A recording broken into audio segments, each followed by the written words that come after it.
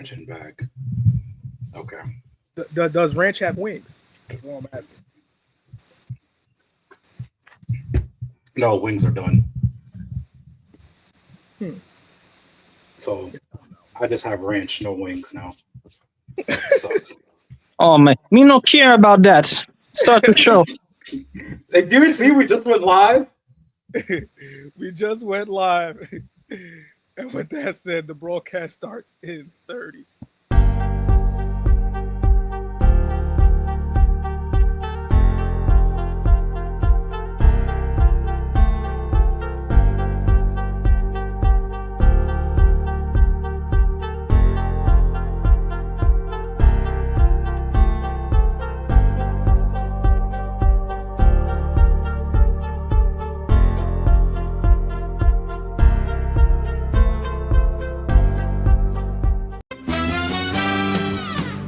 We're brothers, we're happy and we're singing and we're colored. Give me a high five. All right, cut and print. Beautiful, guys. Dynamite. That is. And welcome to episode 156 of the broadcast, titled Trouble in Paradise. I am your host and your moderator, the People's Champion, flanked by my tag team partner and all of the IWC, Mr. Big E, a.k.a. today, his name is Grizz Uso. And, of course, our fantasy booking extraordinaire, Kid Dynamite, a.k.a. Soft Force. And as you can see, he's taking it day by day. And, guys, happy Sunday to everybody here. I know people are watching football, just getting back from church. But to those who are currently watching, we appreciate you guys for tuning in on this Sunday afternoon. We are live on Facebook at The Backstage Brawl. We're live on Twitter at Backstage_Brawl. And we're live on YouTube at The Backstage Brawl. Please subscribe, hit the follow, share. Tell your people we are live as we are going to give y'all that reel. And as we do every week, we start the show with a vibe check. So, fellas, how are we feeling this week? I'm feeling great, my dog. We are so back. We are so back. My dog. Are we back? We are back, my dog. And that's why, in honor of this episode, I will not show my face because I still got my American Airlines uniform on. But I will not show my face. And instead, I will show when Sami Zayn became the honorary Uso. We are back, my dog. We are back. That's a nice move right there. That's a nice move right there. So, Forrest, how are we feeling this week? My dog. My other dog. Man, I'm good. Man, nothing crazy had happened. I mean, it's first time this weekend I've been in my house longer than a couple hours. You know, I got my hair redone on Friday. Y'all ain't seeing that. And then yesterday I went over to a friend's place. We watched Arcane season 2 on Netflix, which was pretty cool. I heard it's a dope show. I gotta get into it. No, it is. No, that like I'm not gonna lie. In terms of performance and writing and twists and the music and they know what they're doing on that show for the most part. Then, granted, I'm not that in the League of Legends I know of, but I don't know all of the lore and all that. But watching the show, I had an entertaining time. It was entertaining, definitely entertaining. People need to wear more pants on that show. There's not enough pants. But yeah, outside of that, it ain't about us. Hey, listen. You know, it's about the brawl, it's about the people, it's about the man who just revealed himself. He broke kayfabe, y'all. He on there. He is. Me found shirt. Me found shirt. You man, pause. What you mean you found shirt? Where you said you had? I don't even believe you had your uniform on. The man was. I just took my shirt off. Don't tell me what you doing your nefarious activities. I don't want to. Speaking of that, oh, we here now because we about to talk about you. Now you, Randall. You are something else. I want y'all to understand that. Now put your cam on. You're gonna face the music today. Don't try to hide behind the mask. That's my gimmick. Now let me tell you something. Go ahead. Ladies and gentlemen, I was scrolling through the Twitter, the Backstage Brawl Twitter the other day. And there are times where I don't know who's in charge of the social media because Randy Between me and Gene. Randy and Gene, they could be on equal levels of buffoonery and degeneracy. And I saw this man basically fawning over how much of the beautiful black women we have on TV, and we all agree on the inside, but sometimes you don't have to show it a certain way on the outside. Speaking of outside, I asked Rand, I said, what the fuck, what is this? You know, we supposed to be professional, you know, treat ourselves like a company. What are you doing, man? You out here acting up on social media. You know, all of our names are on it. What are you doing? This man said, Oh God. this man said, the yang came out. Wasn't enough yin. Yo! The yang came out. There wasn't enough yin. That's my bad.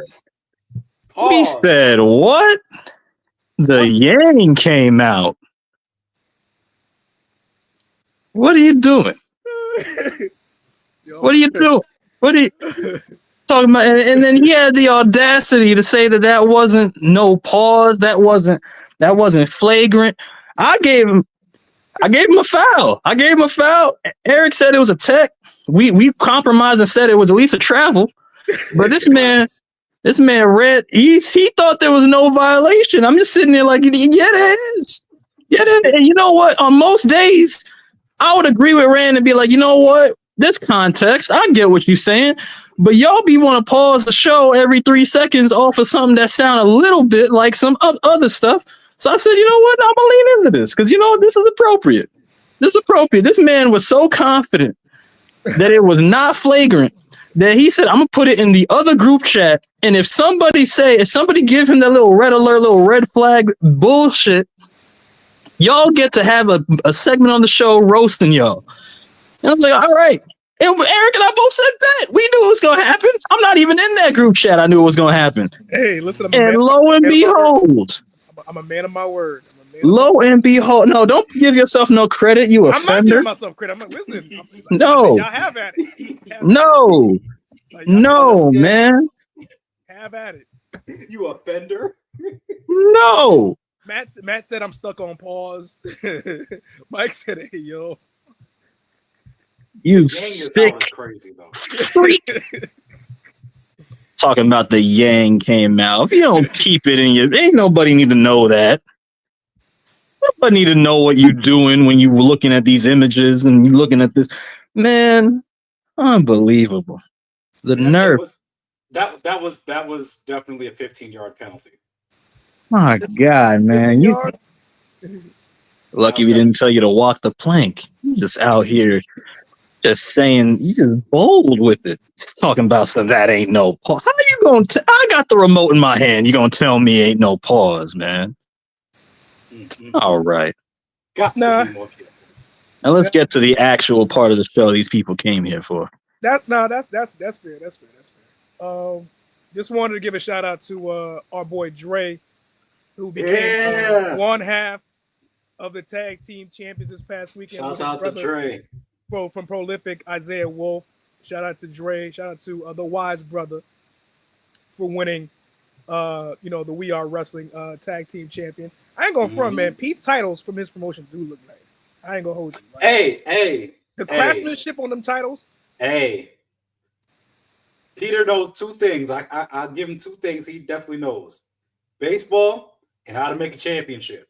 Yeah, just not the name of a baseball show, but you know. All right. Listen, I hope you didn't send that link to too many people now before we have people jumping in trying to take over. No. Got some people out here looking for retribution. Outside of that, shout out to our boy Stan. Today's his birthday as well. Shout out to Stan. Happy birthday. Champions. Also a champion on his own. He's a singles champion on his own as well. Mm-hmm. It's all about the mission. It's all about the mission and the House of Soul. Mm-hmm. But let's get into a couple of icebreakers that we have here today. So first things first on the item today.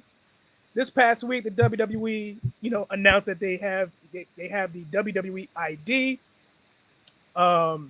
Obviously, this gives the WWE an opportunity to connect with, many independent promotions, finding their next stars, and signing them to basically, some, I think, developmental contracts or whatnot of that nature. We've seen William Regal this past Friday. You just recruit just 2 new guys as well. What do you guys think about that? Do you think it's good for the industry or not? Well, I think it's a wait and see type of deal. To be honest with you, I think that there's a case to be made on either side. You know, WWE is the biggest professional wrestling promotion and has been for the past 20 some odd years since the fall of WCW. And a lot of people, when they think wrestling, they think WWE. A lot of people aspire to get to this company.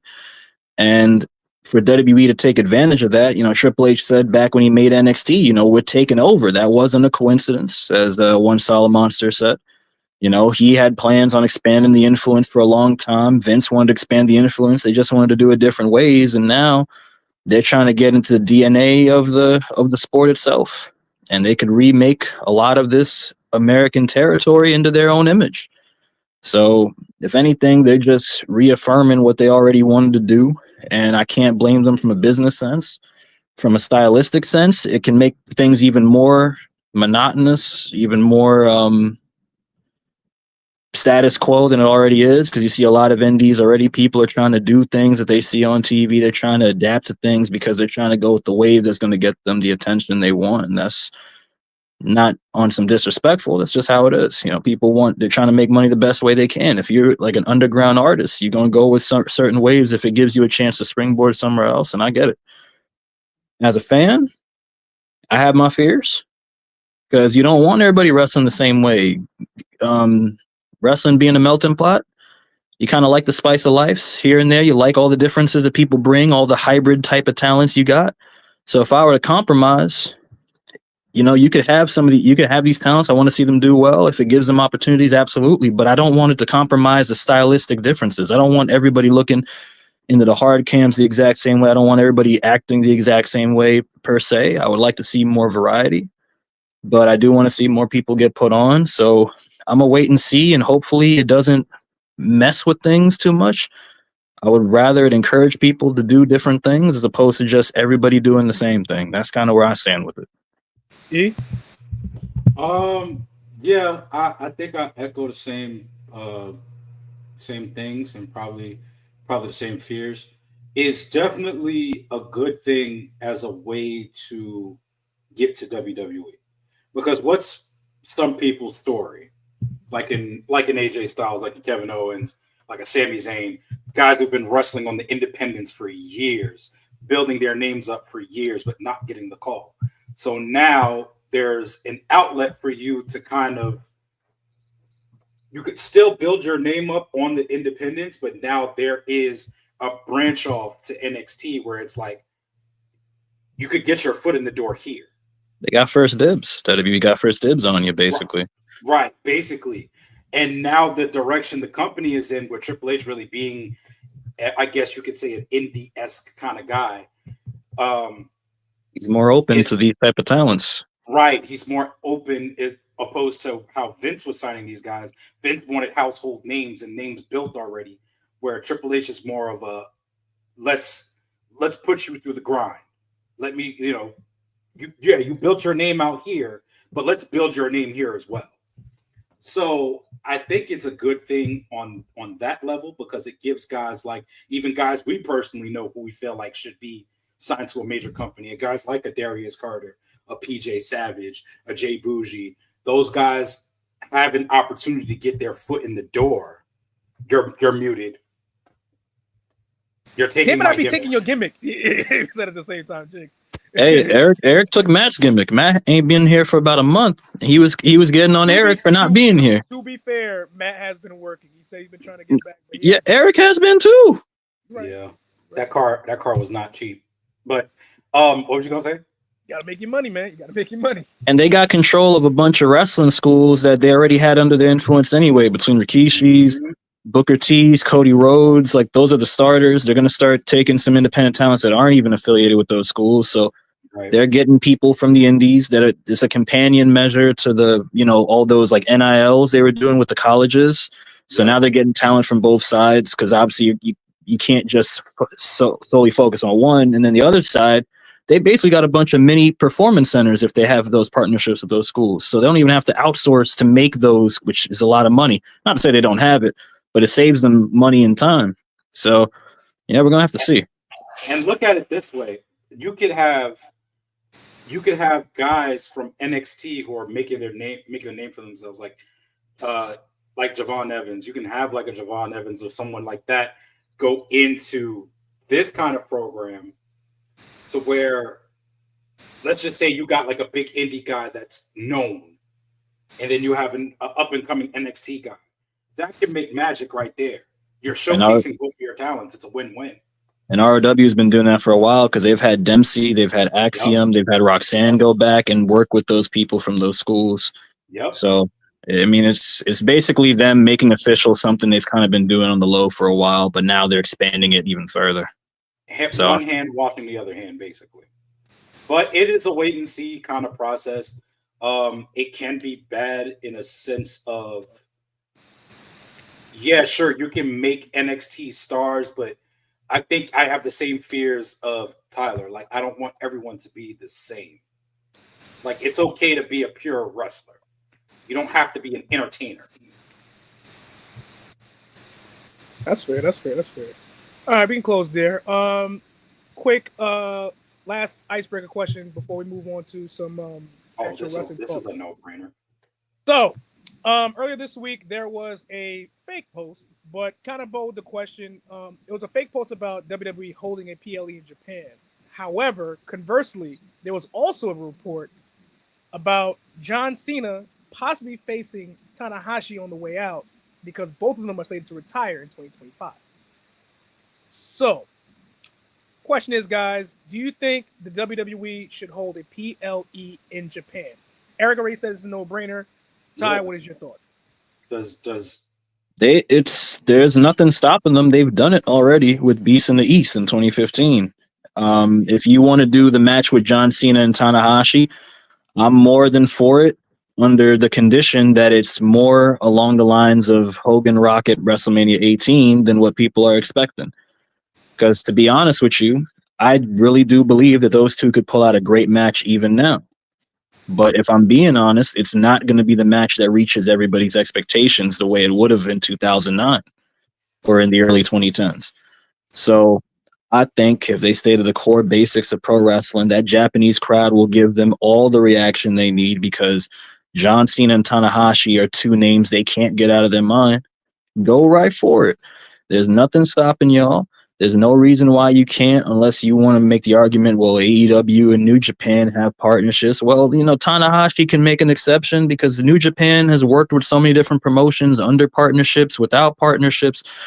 I honestly think it would be one of those situations where the wrestling culture would benefit from seeing something like this. And how many times have we seen dream matches like that get thrown to the side off some BS? Like, we should have had Taker versus Sting in 2015. We ended up getting DX versus the NWO Wolfpack Hollywood. Should have been Pink, but it wasn't. So let's get this going. Let's get this going, man. All right, but last tidbit with that question. Actually, no, fuck it. Let's go to the top wrestling highlights of the week. Obviously, it was a lot in wrestling this week. It was a lot. You can talk about, this week, Dragon Lee versus Gable on Raw, which is my favorite highlights of the week. I love that match. Personally, for me, I wish they would replicate what they did with Melo and Andrade and give them at least a best of 5 on Raw, because that was a good match. R-Truth is also a good segment for me as well. Nunzio was on NXT, and for a guy that's 52 years old, still looked great, and it was a nice passing to Tony D'Angelo, so I really enjoyed that. Do you feel like that was like a counter to Rico being in AEW? Maybe there's a parallel, but I don't think it was a direct counter. I don't think it was that kind of counter, but because they're going back to the ECW arena, in Philly, I think it meant more to see one of the originals that actually, wrestled in that place. No, but I see where Eric's coming from because they had Rico come back and do the thing with the Acclaimed, and the Acclaimed was with Billy Gunn, and it's not like Rico and Billy Gunn don't know nothing about being no pause on TV. So as far as, so to have the two Italian gimmicks, bring the FBI with the family in NXT. Yeah, I think that's a cool continuity. I like this. Yeah. I like that type of deal. My highlight of the week was Kalani Jordan meeting her idol in RVD and them doing the Van Damme stretch in that backstage thing on the socials. Because That was cool.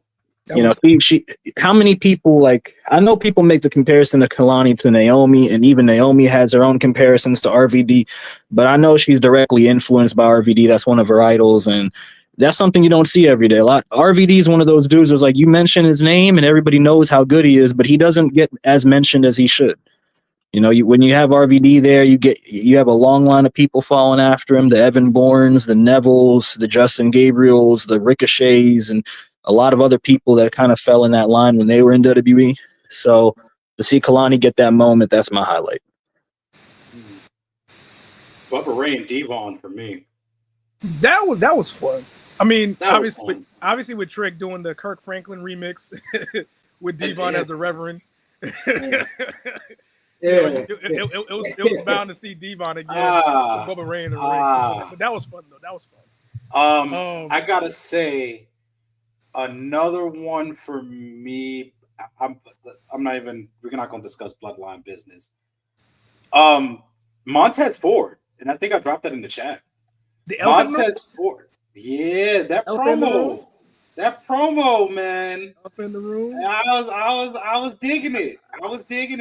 Because Montez is usually the one that's smiling and singing and we ready. Now he's not doing that now. He like, look, he threw a little. He didn't throw no shade to Bobby, but he just like mentioned that Bobby went off and did his own thing, left us here. What about the Profits? We're not involved in any conversations. We're not being talked about. Why aren't we talked about? It's 4 years now since we've won a championship, which is true. I haven't realized it's been 4 years. So now, and have y'all noticed Montez looked like he getting a little, a little aki there, like a little swole. Yeah, he getting a little swole. You know what I'm saying? Like, and the comments on that video is what got me, because somebody said looks like somebody's getting ready for a barbershop scene, and I said, "Oh Jesus, we know where this is going." I don't know. It's funny because there might be a barbershop scene. We'll get one with one team. Yeah. But go ahead, Tyler. Go Ty.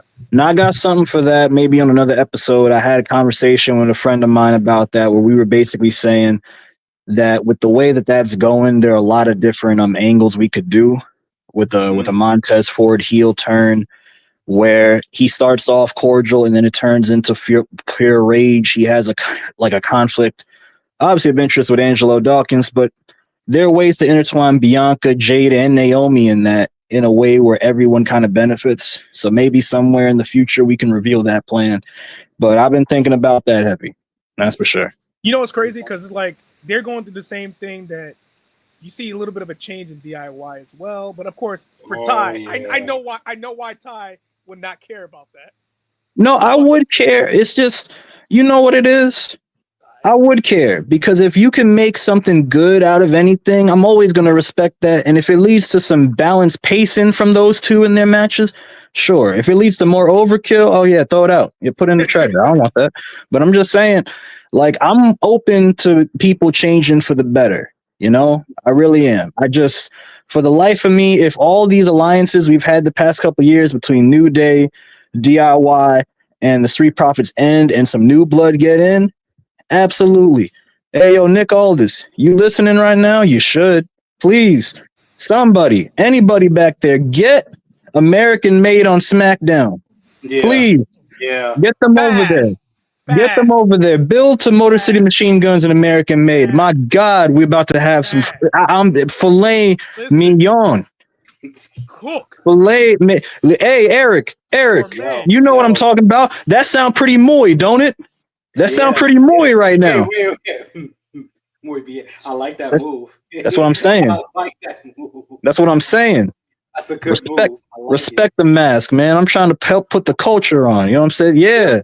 That's a lot of nose. Wait, that's too close. Take that off. Put the focus on the mask. That's right. I'm not trying to take it. I'm trying to promote it. I'm an ad right now for the culture. That's moy right now.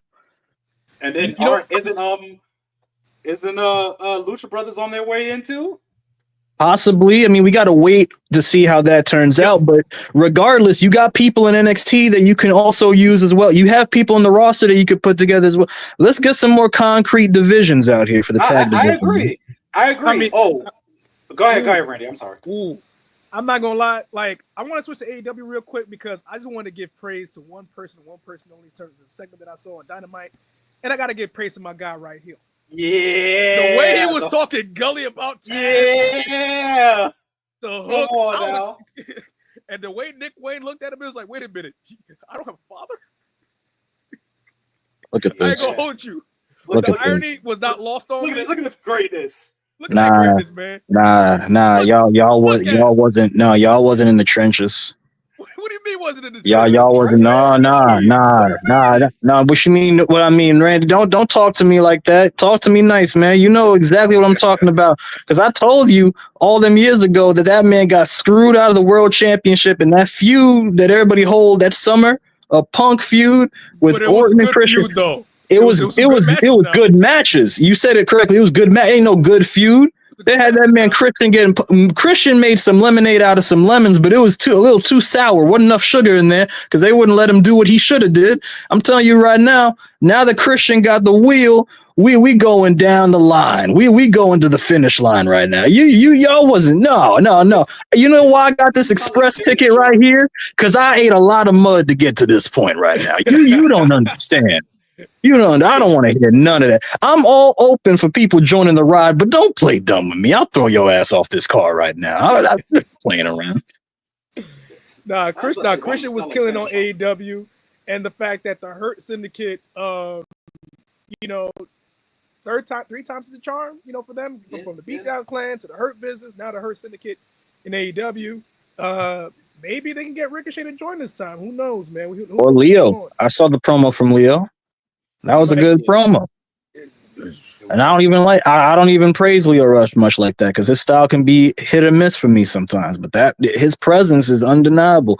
When you give him some good stuff, he gonna make it work. If Leo joined that, I hope we don't get the favorite pose, but I'd love to see Bobby and Leo back together. There's continuity. There's continuity there. Don't make that man show his ass no more. But I'm just saying, like, you could have Leo and Lashley back. There are roots to this. You know how many people are connected to this giant, never-ending conglomerate that MVP be making? Joe. Yeah. Listen, he dragged Joe. He's dragged that group through 3 companies now. Joe, brother Joe could join this at a point. This could, and considering how many veteran talents there are, this could be some sort of like mix between the beat down Hurt Syndicate and the main event Mafia. The way this is happening right now, I'm with this. If I see Loki come around and like brother Joe, Loki, Kenny King, boy. If Cedric ever wanted to make a jump, he could. Cedric, yeah. If he ever, but I mean, he's still in NXT doing this thing, so fair enough. But I'm just saying, like, there's so many people that are connected to this overall group. This is like. What you call it? This is like when when DX keep reforming in different variants. For some reason, you could talk about DX with China and everyone be like, "Yeah, that's DX." But then you could talk about DX with Hornswoggle and be like, "Yeah, that was DX." I got one more highlight. That we didn't talk about. A United States Women's Champion. Absolutely, my dog. No! Don't bring up that photo. No. Don't bring up that tweet now. No. I'm giving you credit right now. Oh, yeah. Do that. Yeah. Let's. Yeah. It's like, don't bring up that photo. Jesus. Tyler was one of the first people.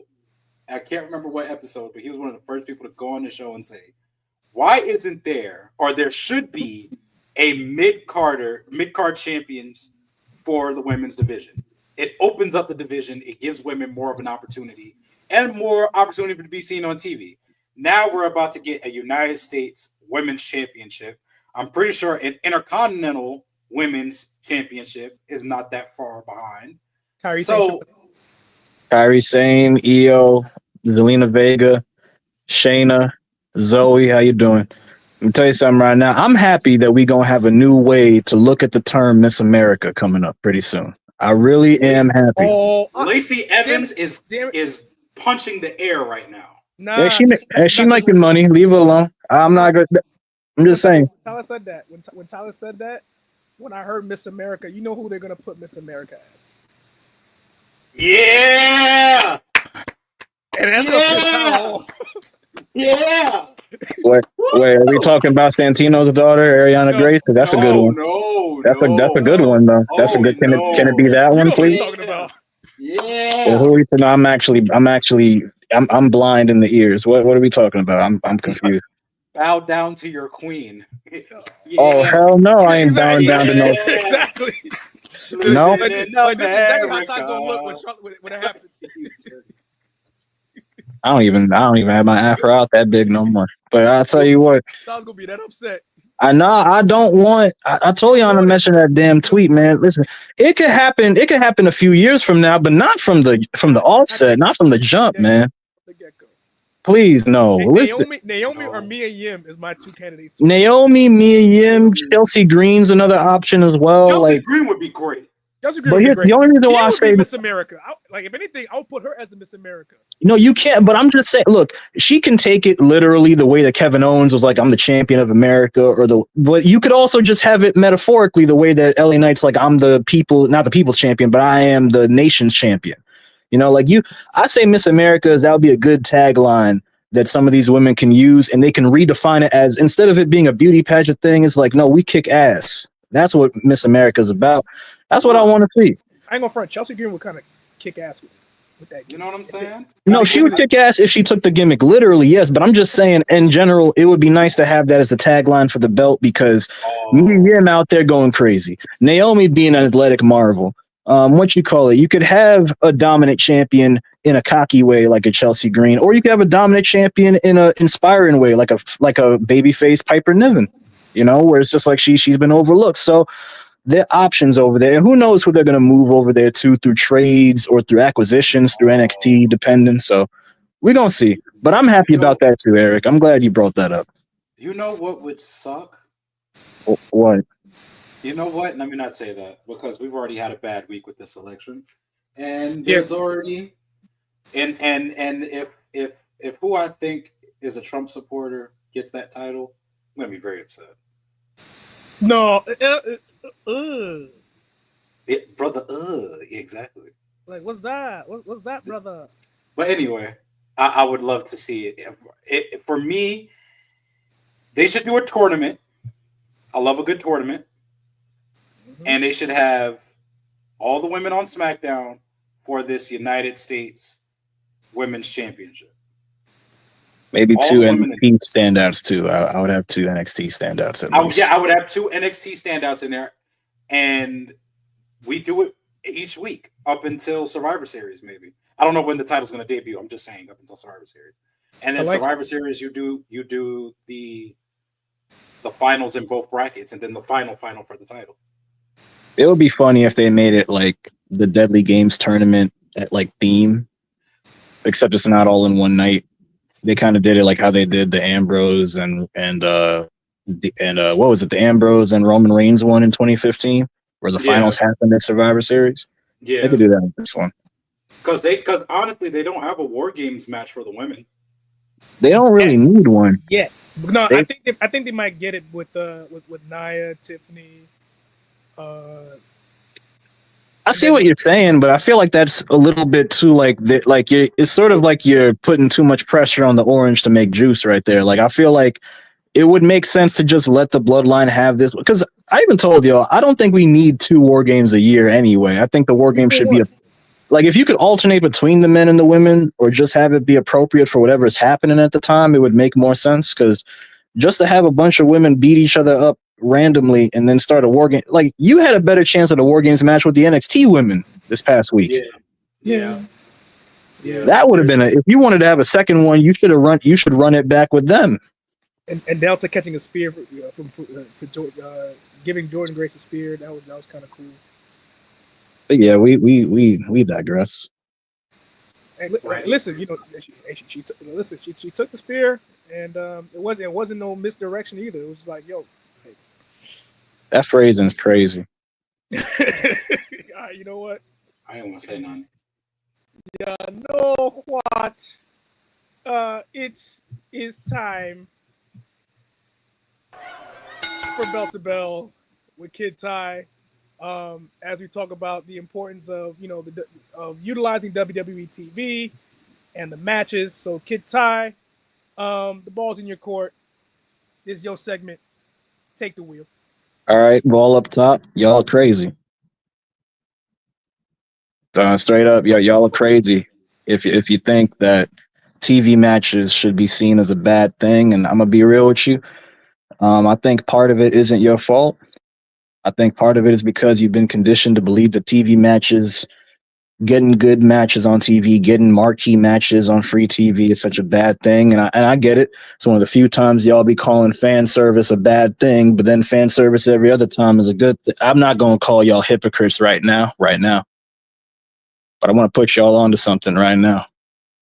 Why everybody cam off? What happened? What are we doing? You can continue. I'm your conscience. I was just letting you cook, but go ahead. All right. So let me say this right now. This is not a black or white thing. I know some people are going to be like, if you do this, and this has to happen. That's not the truth. The reality is I want all promotions to maximize their TV matches more, especially in the case of WWE, in the wake of them having less live events every year. You got to give people even more of a reason to come to these shows. The company is hot right now. The product is hot right now. Make it more bang for your buck. And they do that to a degree with Raw and SmackDown. I'm not going to sit here and say no. But what I'm saying is that, one, when it comes to maximizing TV, I think there should be more TV specials. I've mentioned this in previous podcasts and even the offshoot Bell to Bell before it got integrated here. Basically, what NXT's been doing for the past, for multiple years now, when it comes to like, what do you call it? The New Year's Evils, the reuse of old pay-per-views like the Great American Bash and Halloween Havoc. These are things that people don't see conceptually as like, oh, we could do that for the main roster because they're looking at NXT as small scale. So they're like, oh, they have more leeway. But conceptually, there's no reason why they can't. Even AEW, being the second biggest promotion, is able to do this. WWE has the ability to do the same thing. And them reusing pay-per-views for TV specials will bring a certain level of familiarity with fans who've been watching for a long time. There's no reason why we can't have Great American Bashes on TV, on WWE TV, that's SmackDown or Raw. There's no reason why you can't have a Vengeance pay-per-view be put as a TV special when you can just use it as a theme for a very important episode of Raw to blow off a feud. Pause. And, you could also have a scenario where, like, you use other pay-per-view names, like, say, what's a good one? Actually, no, to bring it back to a previous concept, some of these pay-per-views started off as specials anyway. Obviously, like the In Your Houses and whatnot, but, like, look at an event like Taboo Tuesday. You know how bizarre it was to have a pay-per-view on a Tuesday during that period of time? I mean, it's not a foreign concept, but it's not a commonly used one, right? So in my opinion, there's really no reason why they can't use it in terms of maximizing TV. We're seeing it with Saturday Night's Main Event in December. They can do more themed events like that instead of those hokey Christmas episodes and Thanksgiving themed episodes where they just go full on like slapstick and everything, which you could do a little bit of that, but like having more of these events, promoting them well ahead of time, making the Slammies mean more by promoting them ahead of time.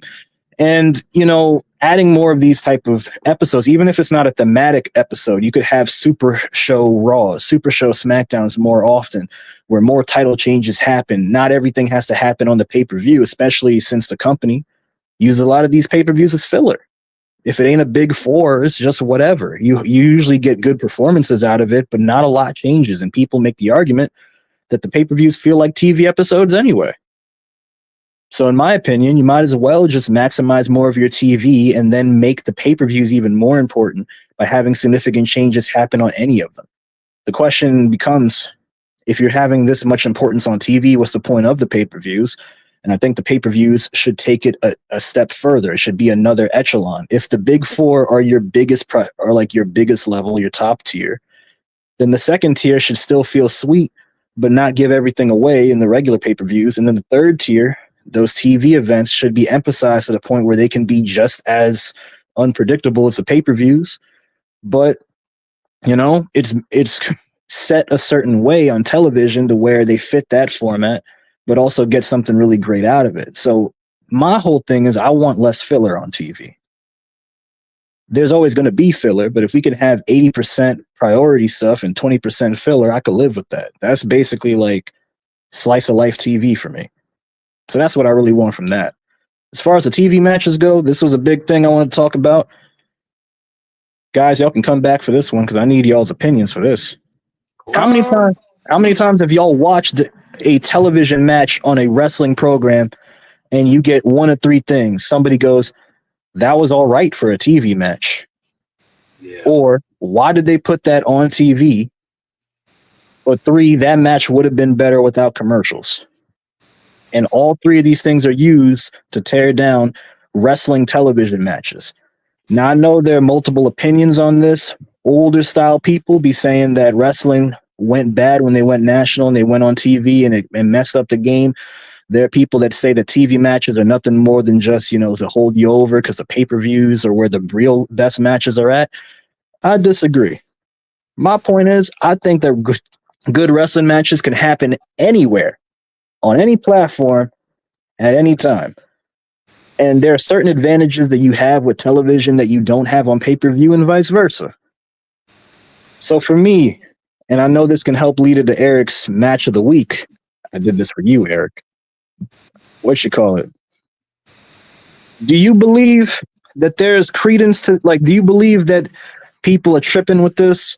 Like TV matches can be looked at, and I'm not just talking about TV main events. I'm talking about TV matches in general. Y'all were raving about Chad Gable and Dragon Lee earlier, right? We can have more of those a week. Maybe two a program. Maybe Raw has two standout matches on the night, or SmackDown has two standout matches on the night, or at least average one a week from each show. NXT usually has a few. Is it really that bad that people are sitting there and going, yeah, it's just a TV match? Like, does that bother you? Does that statement bother you for different reasons, or are you kind of used to it and cool with it? It kind of bothers me just a little bit because of the fact that you could do so much more with TV matches or the TV schedule as is. And as you alluded to before, in terms of utilizing Saturday night's main event, the fact that it's even coming back, you can use that as a specialty when it comes to like big time feuds, and it helps with title management, at least in my purview. I mean, AEW seems to do it basically like twice a month. You know, with special like thematic episodes where it's Battle of the Belts or Winter is Coming, or what, even for a regular NXT episode? Like, even regular episodes should have the ability to do this, no? No, you're right, but I also feel like if you're able to kind of like have certain big time episodes, it kind of could minimize the need for having a PLE or a pay per view, have you. But in terms of WWE, since we're talking about the WWE, it can minimize their PLE schedule where they can just, have those title matches or big time matches that you would have put on a pay per view close out a show. Like we all used to, we come from the latter part of the Attitude Era into the Ruthless Aggression Era. At least me and Eric did, right? Where like you would watch a Raw and it would be Triple H and Shawn Michaels for the World Heavyweight Championship on one night on Monday Night Raw, and then you go to Thursday Night SmackDown, you got Kurt Angle versus Brock Lesnar in an Iron Man match for the WWE Championship. Now, granted, you're absolutely right on that. I think part of the reason why some people don't like those TV matches is because of some of those finishes. Like, for example, I know people talk about Taker and Kurt Angle from No Way Out 06, but if you didn't know, they had a similar match back in 2003 for the WWE Championship. And the match ended with Brock Lesnar losing his mind and swinging chairs at everybody. And we got that, we got a lot of non-finishes for TV matches back then. So I understand why some people might look at TV matches as like, well, nothing significant happens. But to your point, if you put them in that position and then give us more clean finishes or more decisive finishes to kind of help push those characters, that's what I'm talking about. Because, for example, what about a TV match like CM Punk versus John Cena from Raw in 2013, which you can argue was the best match they ever had in their entire series? Yeah. Pile Driver John. That sounds crazy. What the? Wait, yeah, that was crazy. That was crazy. That's a foul. That's a foul. That's I'll give that. you Technical foul. yeah, that's a foul. TV up for that one. But this is how I feel about it. I feel like this when it comes down to TV matches. I think now especially they're saved for the big moments, which this is what we love about professional wrestling. Well, one of the things we love. We love those big moments, those shot factors, those pure wrestling moments that we get, right? We can remember, for example, a John Cena and CM Punk during that time on the road to WrestleMania. We can remember a Seth Rollins and Neville for the WWE World Heavyweight Championship. Or what about champion Randy Orton versus Cody Rhodes, where Cody's job was on the line? Right. And this is us talking about the 2010s. Like, we could go even further. What about Kurt Angle versus Eddie Guerrero in the 2 out of 3 Falls match on SmackDown? Yeah. There's been plenty of them, and the thing is that they're set up on SmackDown too. Yeah, we've had bull rope matches. We've had steel cage matches. They're Christian versus Orton in the cage on SmackDown. They're set up as a precursor, not only one to carry on these storylines, but also to set up for, even though this is a big moment, there's a bigger moment behind it. So appreciate TV moments. Yes, I guess as a wrestling fan, you'll sit there and say, well, this is a shocker. Why don't they do this for a pay-per-view? Because maybe the two people in the ring you want to see, like we've always called for Neville to go after a world title, and it's never happened in WWE. So I guess in that sense, it's more so we know the potential of the challenger or the champion in the ring, and it's like, why don't they make this a pay-per-view match? As to why they don't get it why they're getting it on free TV. But then again, here goes my black side talking. It's free. Why are you complaining? And it also could be a pay-per-view match somewhere in the future too. Maybe not that year, but it could be the next year. And now you have a reference to go off of. What if we do put it on pay-per-view? Because like the way I'm seeing it, there's some maybe it's just me, but maybe y'all remember this when you were younger. If a match is really good and it cuts to commercial, you go, God damn it, shit. Like you're full of anticipation because you want to see what happens next. And that's not a bad thing.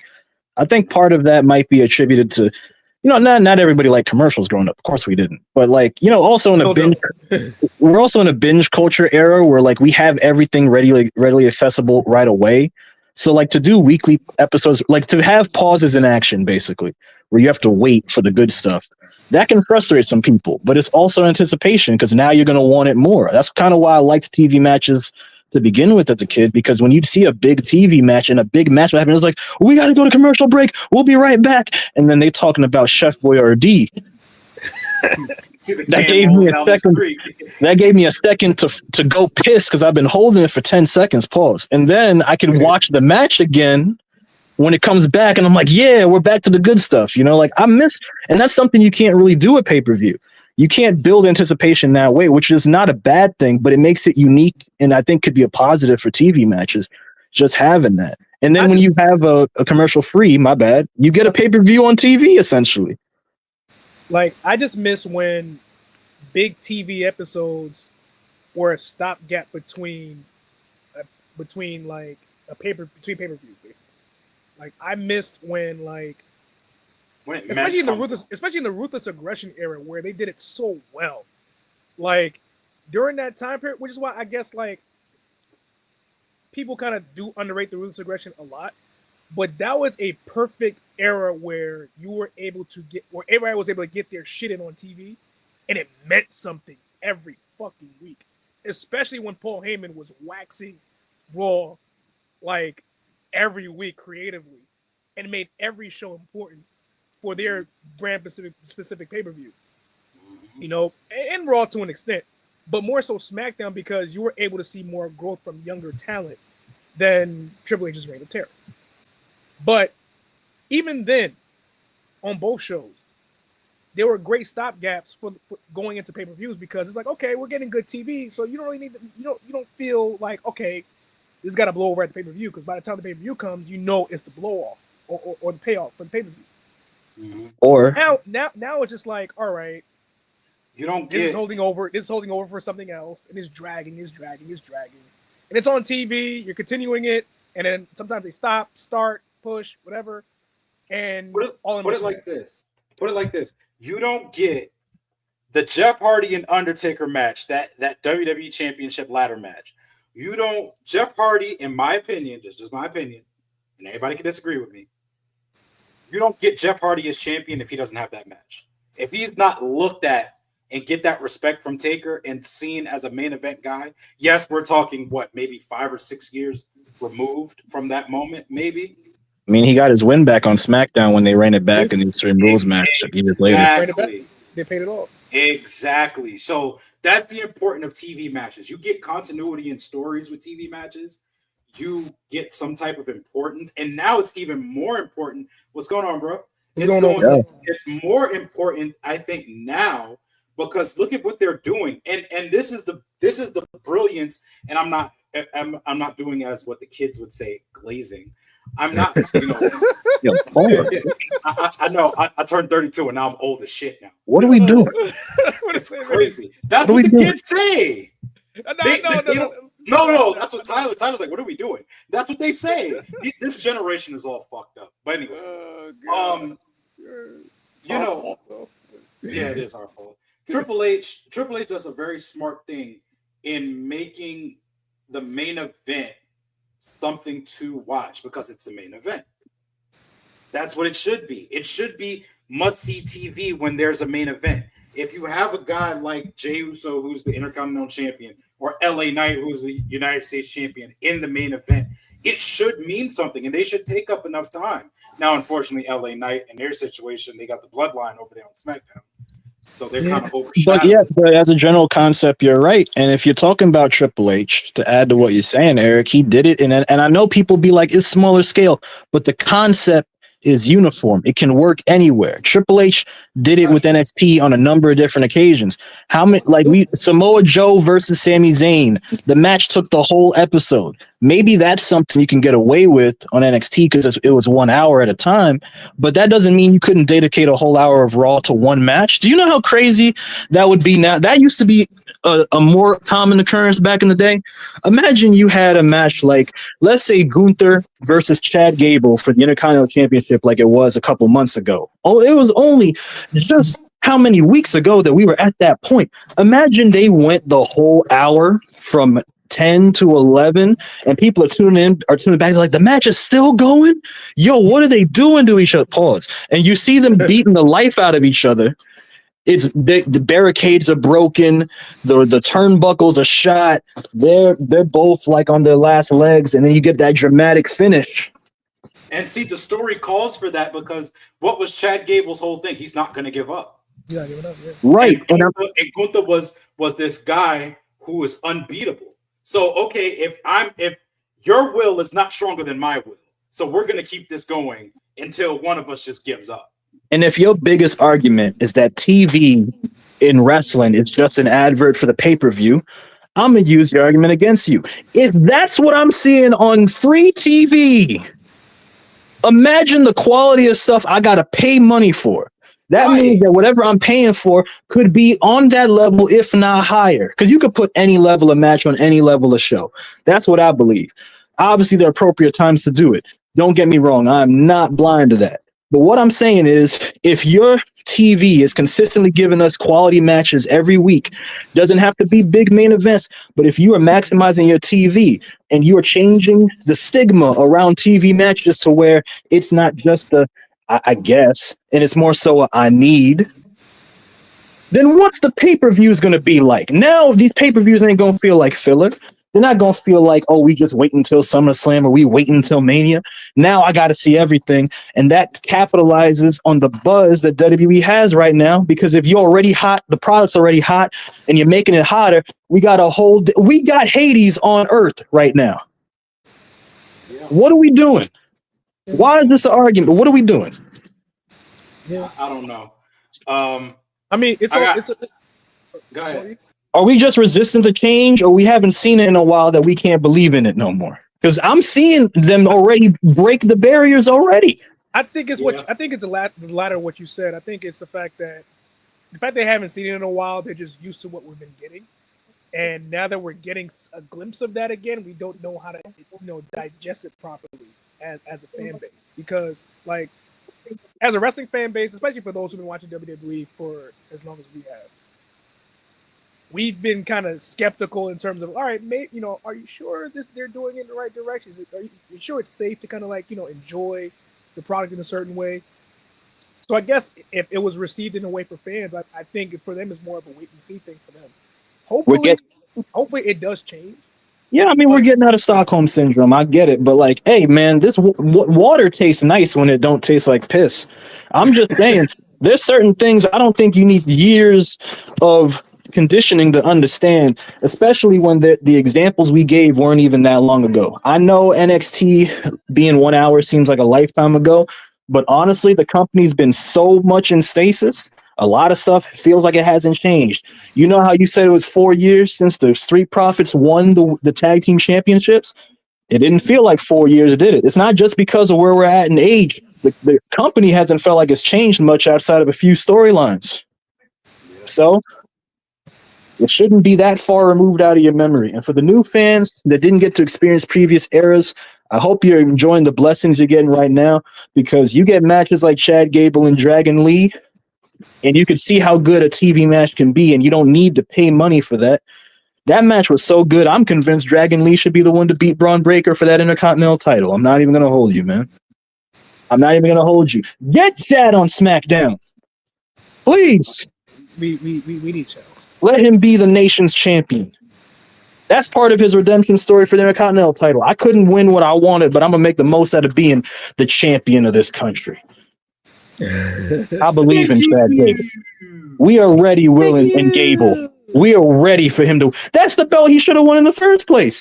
But you know what? I digress.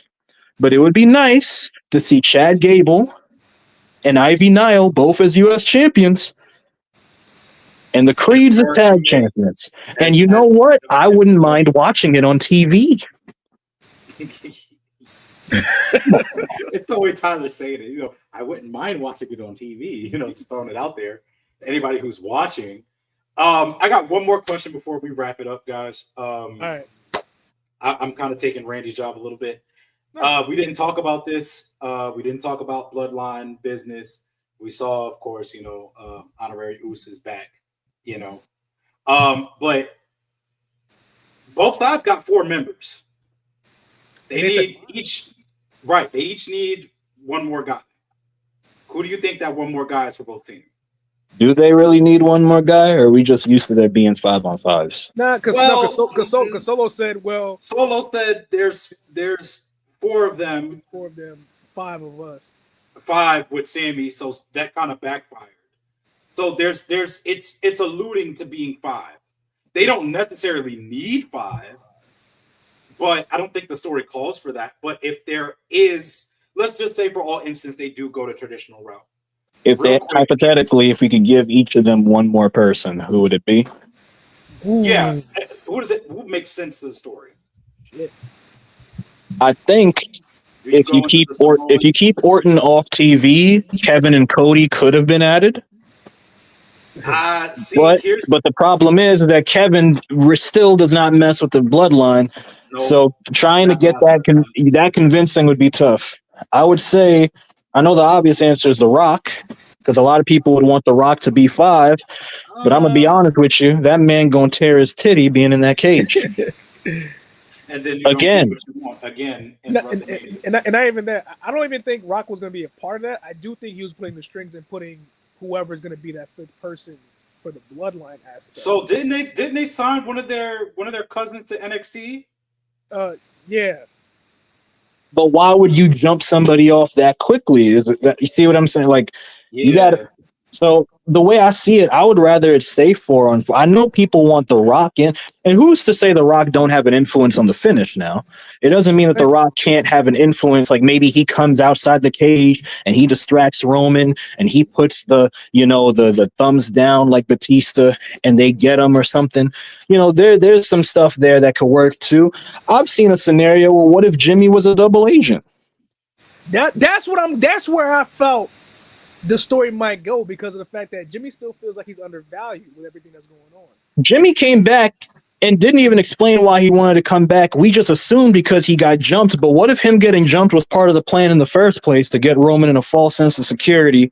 And then Jay feels like a fool for believing in his brother again. Sammy already told us, Jay, you have a history of turning on people just because. Yeah. The seeds have been planted. We just didn't know where the tree was growing, so to speak. Like that could be a thing where maybe, Jimmy is helping. They might be able to get the final blow. Rock comes out. That's who I think is going to be the fifth person. I think I think that's going to be on word to LA Knight. Me saying I think that's going to be on Solo's side. Yeah, Hikuleo is signed. Okay, that's fair. GOD. So you're basically going to get so, Destiny. So Hikuleo, Jacob, the Tongans, and Solo on one side. This is how I look at it with Roman's side. Roman doesn't have anyone else. Lance, I know this guy signed to NXT. He's going to NXT. He's not going to the main roster. It was rumored Zilla, but Zilla's in West Side Guns promotion, so that's not happening. Shout out to the fourth rope, by the way. The next best thing is Cody, and it makes sense for the story because now it's like, remember Brock that got beef with Cody and Roman. Hold on. Remember when Roman and Cody did that promo for Bad Blood in Georgia at Georgia Tech? He said, Cody went to Roman and said, I have to make sure that you have my back. Now Roman needs help, right? Roman don't got nobody else. He got to turn to Cody. So it's like, you need to make sure that you got my back. That is fair. That could be it. You have mine. It makes sense for the story because now look at this. He still got him and The Rock still got an issue, right? You could throw Kevin Owens in there because I still think, and this is a way too early prediction, I think this is next year's Kevin Owens' year to win the Royal Rumble. Yeah. I think it's Kevin Owens' year. I think Kevin Owens takes that title off of Cody at Mania. I think Kevin Owens gets the moment that most Kevin Owens fans have been wanting, including myself. So, and you. So I think that does happen. I think what Tyler says also is true. Like Rock plays an influence in something. And Jimmy can still be a double agent because who's to say you don't see The Rock come out and do the whole look at Solo and go now, and then Jimmy's just sitting there looking, and Jay and them trying to fight it off, and then next thing you know, Jimmy super kicks Roman, and all of it. You don't know what's gonna happen. Boom, and that could lead to Jimmy and that could actually lead to Jimmy and Jay 2 at WrestleMania, and we could get the match we were supposed to get the first time. We could get a proper match. Yeah, proper match. But fair enough. I think that's a good way to summarize this, guys. We have done a great job, but ladies and gentlemen, we want y'all to enjoy the rest of your evening, so we're gonna have to let you go, right? All right. Well, except for the ASMR talk that you're doing right now, match of the week. Let's do it. Since we just were at an ECW original arena, might as well give y'all an ECW match to watch, right? Let's go Taz versus Sabu, Barely Legal 97. Yeah. I've been cooking the last 3 weeks with these. Well, the last 3 weeks. I ain't going for these matches you've been. Boy. Man, I had to go dig in the archives, man. Boy. I had to dig in the archives. I might pull out a New Japan match next week. I don't know. We gonna see. Yeah, don't do that. We gonna get copyright. Let's not do that. I mean, just for match of the week, not me giving it to people. No, okay, I'm about to say, don't clip that. No. Me don't have money like that. But anyway, you need wrench. me had ranch, but wings done. So, yeah, me average, no wings. Yeah, so that's my match of the week. Check it out. Check out ECW. Watch some ECW. Everybody talk about WCW and all of that. It's fine. It's cool. Don't get me wrong. I love it. Watch ECW as well. ECW. It's great. I ain't gonna front. I was watching some Eddie matches from ECW. You saw that one edit and lost. No. I had to go into the NBC app and go into the Rolodex. Oh, you wanted to watch the. I know. Okay, I see what you're doing. You trying not to be a triple offender out here. I see what it is. He's trying not to be a diddler. He said, "I pressed the button with the pretty bird, and I called it a day." Not trying to be the diddler. On that note, folks, thank y'all for catching us in the middle of your Sunday afternoon, now into the evening. We are heading out. Follow everything on the sports hit list. Follow us on all platforms. This has been the Backstage Brawl. That is the People's Champion, Showbiz Ronnie. That is Grizz Uso, Diamond Cutter. He's shy. He's a little camera shy. He pressed the wrong button. And I am taking it day by day. And we'll see you another day. We'll see you guys next week, guys. Holla.